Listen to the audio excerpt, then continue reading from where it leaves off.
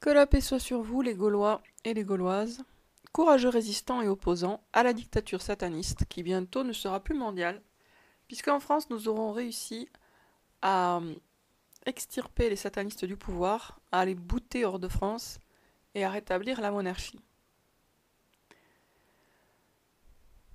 Nous vivons des temps compliqués, on le sait très bien, et les satanistes au pouvoir veulent que nous ayons une vision du futur extrêmement brumeuse et angoissée. C'est-à-dire qu'en fait, ils travaillent à ce que nous soyons toujours dans le court terme, jamais dans le long terme, puisque eux ont des visions à long terme, mais ils veulent pas que nous en ayons.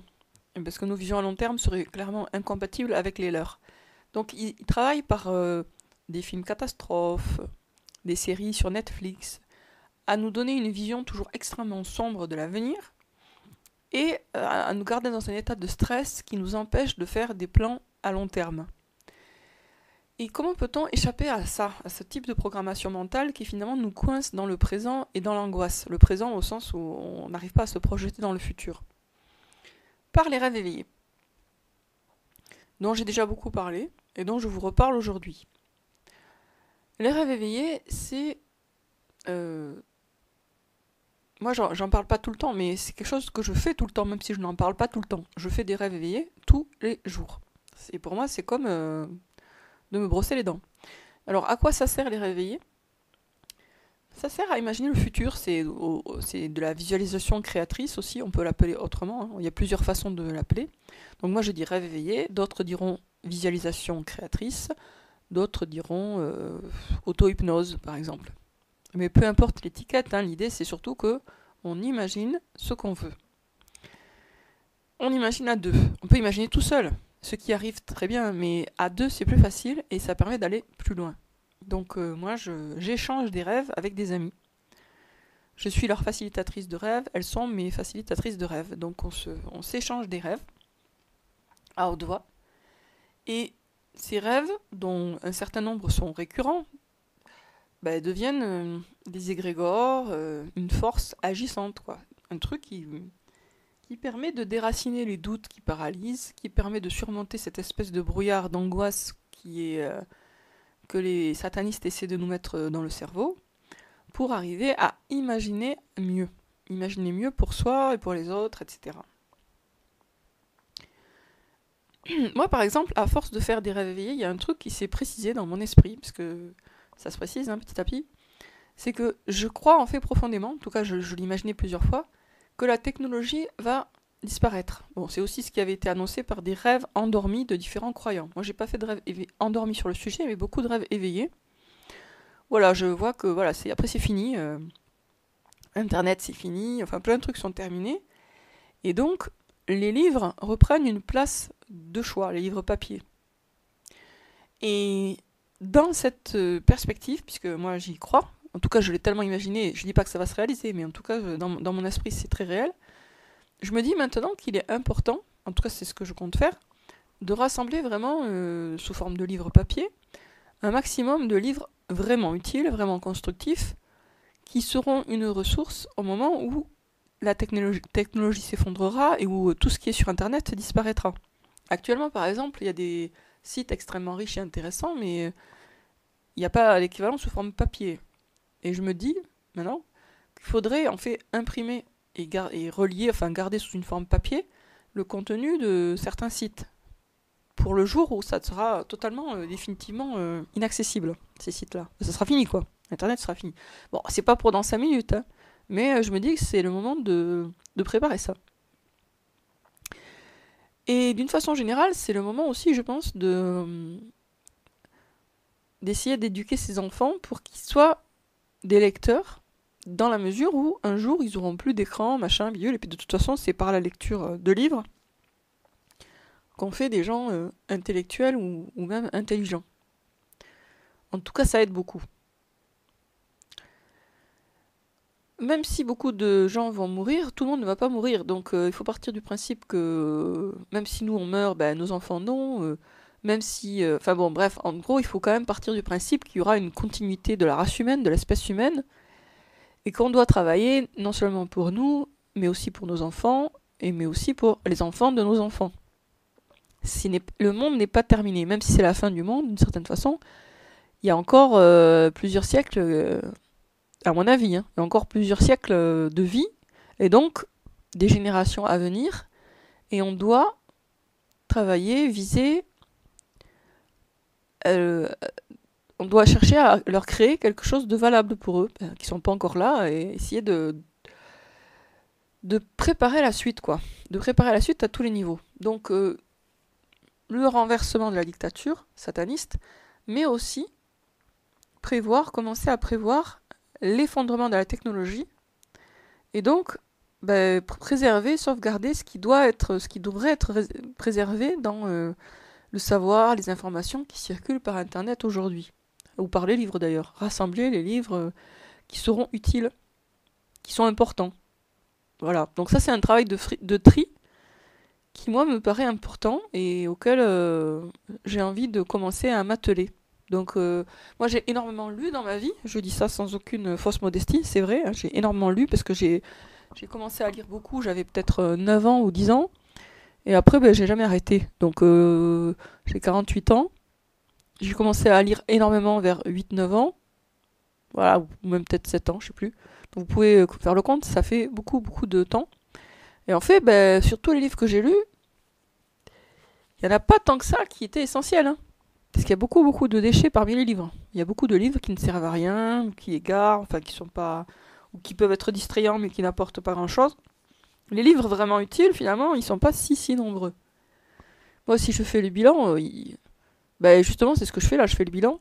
Et après, du coup, je m'aperçois que il y a encore plein de livres que j'aimerais lire pour compléter mes connaissances, etc. hein, sur plein de domaines, hein, que ce soit du côté chrétien, du côté musulman, du côté santé, du côté science, de tous les côtés en fait. Et donc quoi? Et donc à force de faire des rêves éveillés, je me vois en train de constituer cette bibliothèque qui serait un peu ma bibliothèque idéale. Une bibliothèque où vraiment il y a des livres qui apportent, de mon point de vue, quelque chose d'important pour moi, pour mes enfants, pour mes petits-enfants, et peut-être plus largement pour beaucoup d'autres personnes.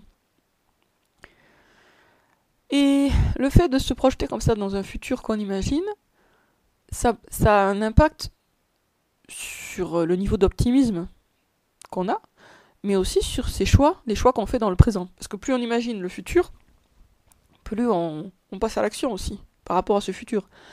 C'est-à-dire que par exemple, si vous vous dites aujourd'hui, dans 10 ans je prendrai telle décision, mais que vous y pensez beaucoup à cette décision future, vous pouvez très bien finalement décider, finalement non, ce ne sera pas dans 10 ans, c'est maintenant. Je le fais maintenant, je le décide maintenant, je passe à l'action maintenant. Et c'est à ça aussi que servent les rêves éveillés. On imagine, parfois on imagine pour quelque chose de très lointain, et au final on se retrouve à passer à l'action, mais tout de suite quoi. Enfin tout de suite, en tout cas beaucoup plus tôt que ce qu'on avait imaginé au départ. Les rêves éveillés, c'est des accélérateurs de destin d'une certaine façon. Et c'est important du coup de cultiver les rêves éveillés. Voilà. Donc là aujourd'hui, je fais cette vidéo, on est le 31 décembre 2021, donc le dernier jour de l'année 2021. Une nouvelle année va commencer, qui sera certainement ponctuée d'épreuves difficiles, en particulier pour tout le monde en réalité, mais en particulier pour les résistants, avec des lois de plus en plus liberticides, etc. Mais on doit garder, non seulement on doit garder l'espoir, mais on doit cultiver l'espoir. Et à ma connaissance, la meilleure façon de cultiver l'espoir, en dehors de la prière et du fait de se rapprocher de Dieu, etc., de lire les livres révélés, enfin de se rapprocher de Dieu, c'est le rêve éveillé. Parce que le rêve éveillé, il nous propose des scénarios individuels qui correspondent à nos propres problématiques de dénouement heureux. Et libérer son imagination pour faire des bons rêves éveillés, qui se terminent très très bien, c'est vraiment un exercice extrêmement puissant. Ça a déjà été bien étudié d'ailleurs, hein. Par exemple, pour les sportifs qui font de la visualisation créatrice, ils obtiennent de bien meilleurs résultats que ceux qui ne visualisent pas. Et parfois, les sportifs en question, ils visualisent des choses extrêmement précises qui ne dépendent pas a priori d'eux-mêmes, hein, de leur propre performance, et qui se réalisent. Ça a été le cas pour deux sportifs de haut niveau qui s'entraînaient pour les Jeux Olympiques. Ils avaient imaginé un scénario extrêmement précis pour les Jeux Olympiques même, y compris ils avaient imaginé le score que ferait la Chine, etc., juste avant eux, blablabla. Et le jour des Jeux Olympiques, ça s'est réalisé exactement comme ils l'avaient imaginé et comme ils l'avaient visualisé plein de fois avant. Donc il faut imaginer, se donner le droit d'imaginer. C'est une espèce de gymnastique intellectuelle. Et je vous conseille aussi de jeûner, je vous l'ai déjà dit, mais ça aide énormément. Moi j'ai beaucoup jeûné ces derniers temps, et du coup j'ai eu des espèces de prise de conscience par rapport à la foi. En fait, ça m'a permis de me libérer d'un certain nombre de carcans, d'idées fausses. Comme je vous disais, l'idée que le Coran aurait pu être falsifié, j'en suis complètement libérée maintenant de cette idée-là. Et là, à force de faire des rêves éveillés, et donc d'imaginer cette bibliothèque future, ça m'a donné envie de chercher dès maintenant les livres que je voudrais lire le jour où j'aurai les moyens de me les payer facilement, etc. Et du coup, en faisant cette liste, en constituant petit à petit cette liste, donc en cherchant sur Amazon, sur ailleurs, les livres qui pourraient m'intéresser, j'ai trouvé effectivement des auteurs qui m'intéressent dès maintenant, et que je lis dès maintenant. Donc c'est pour vous dire que le fait d'imaginer sans limite un futur à notre guise va avoir vraiment un impact sur nos décisions dans le présent et va induire des bons déblocages. C'est vraiment... le rêve est vraiment c'est un outil extrêmement puissant, irremplaçable. Il faut rêver les choses avant qu'elles se réalisent. Si on ne les rêve pas, elles ne se réalisent pas. Il n'y a que les catastrophes qui se réalisent quand on ne les a pas rêvées avant. Mais les bons événements, il faut les rêver. Voilà. Et alors, comme ça, en cherchant des livres qui pourraient m'intéresser, je suis tombée sur un savant égyptien, considéré comme coraniste, qui a dû fuir l'Égypte, enfin qui a été... je sais pas quel est le mot exactement, mais on l'a viré d'Égypte parce qu'il tenait des propos qui dérangeaient les oulémas, même si lui-même est un ouléma, hein, il a été formé de façon tout à fait classique, etc. Mais après, il s'est complètement libéré du sunnisme, et il écrit des bouquins où il juge l'histoire des 4 califes soi-disant bien guidés de façon extrêmement critique à la lumière du Coran. Et en fait, ce point de vue-là qu'il a, moi, ça me libère, je trouve, parce qu'il a raison. Les conquêtes à la pointe du sabre qui ont eu lieu après la mort du prophète, c'est présenté comme des djihad religieux, mais en réalité pas du tout. Hein. C'était des conquêtes politiques, ça n'avait rien de religieux. Et c'était présenté comme des guerres saintes, alors qu'en fait ça n'avait rien de saint. Hein. C'était des guerres de conquête. Ils allaient tuer, massacrer des innocents, mettre des gens en esclavage. Ils n'étaient pas là pour libérer les populations. Ils étaient là vraiment pour s'accaparer les richesses. Et ça m'a fait réfléchir à un truc, c'est que finalement dans le Coran, il n'y a que 2 types de guerres qui sont justifiées. La guerre défensive, et la guerre de libération. C'est-à-dire quand il y a un tyran avec une population opprimée, dans l'idéal, les croyants devraient virer le tyran pour libérer la population. Mais la guerre de conquête, qui massacre des innocents paisibles, etc., ça, c'est totalement anti-coranique. Ça, c'est ce qui se fait depuis que le monde est monde, mais qui n'a rien à voir avec Dieu. Et ça a tout à voir avec le diable. La violence pour s'approprier les biens d'autrui, etc. Et cette guerre de libération, c'est pas du tout le type de guerre qui a été menée par les conquérants musulmans, les compagnons du prophète après sa mort. Pas du tout. Parce que c'était des guerres où il y avait beaucoup de morts, ils tuaient de façon indiscriminée, ils pouvaient tuer des enfants, ça leur posait aucun problème. Et quand je dis qu'ils pouvaient tuer des enfants, je me fie aux sources sunnites, parce que ça je l'ai lu dans Ibn Kathir, je crois.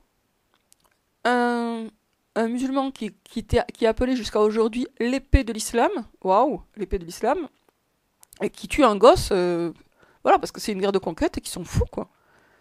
Et il massacre toute une famille sous prétexte que cette famille était en train de se dire oh là là, on espère que les soldats de machin vont pas arriver jusqu'à chez nous parce que sinon ils vont nous massacrer.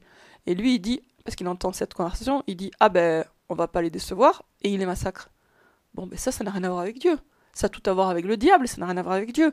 Donc en fait toutes les guerres de conquête qui ont été menées dans les tout premiers siècles après la mort du prophète, c'était des guerres qui n'avaient rien de saint. C'était pas des guerres saintes, c'était des guerres sous prétexte, sous couvert de religion. Donc en fait c'était vraiment le principe de l'hypocrisie religieuse, quoi. On va aller massacrer des gens mais au nom de Dieu. Ouais, ça c'est très classique et ça n'a rien à voir avec le Coran, avec le message coranique. Dieu dans le Coran il donne vraiment que il y a que deux types de guerres qui valident. La guerre défensive, les croyants qui se défendent contre des gens qui les persécutent, qui veulent les tuer, etc., les virer de chez eux, et la guerre de libération.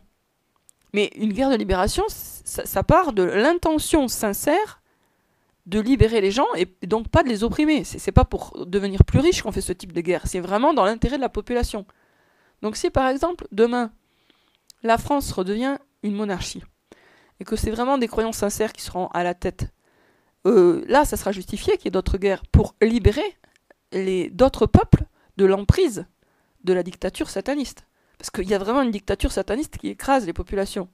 Donc ça serait des guerres justifiées, à condition bien sûr qu'elles soient faites dans le bon état d'esprit, qui est vraiment de libérer la population, et donc pas pour mettre les gens en esclavage, pas pour leur piller leurs richesses, mais juste pour déloger le tyran, et mettre à la tête de ces pays des gens qui soient du pays même, mais qui soient des croyants sincères, pour remettre les choses à l'endroit.